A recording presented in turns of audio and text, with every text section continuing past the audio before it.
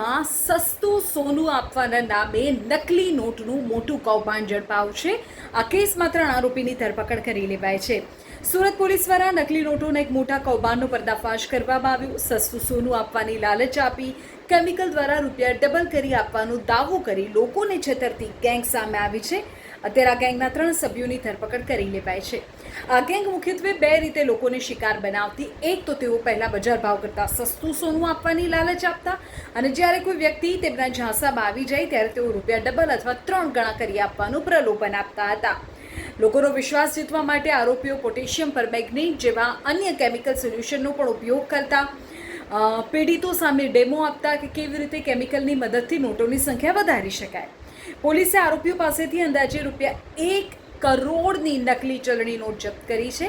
તપાસમાં એવું પણ સામે આવ્યું છે કે આ ગેંગે માત્ર ગુજરાત જ નહીં, મહારાષ્ટ્રમાં પણ લોકોને નિશાન બનાવ્યા. ઔરંગાબાદમાં એક વ્યક્તિ સાથે તો 7 લાખની છેતરપિંડી કરી. આ ફરિયાદના આધારે હવે સુરત પોલીસે તાત્કાલિક કાર્યવાહી કરી છે. 3 આરોપીઓને જેલ ભેગા કર્યા છે. પણ આખા કિસ્સામાંથી સમજવા જેવું એટલું છે કે લોભ અને લાલચથી દૂર રહો. એમ કંઈ જ એકના ડબલ પૈસા ન થઈ જાય અને કોઈ પણ વ્યક્તિ તમને સસ્તું સોનું ન આપી દે. હાલ પોલીસ તપાસ કરી રહી છે કે આ રેકેટમાં અન્ય કેટલા લોકો સામેલ હતા અને વધુ કેટલા લોકો સાથે છેતરપિંડી થઈ છે.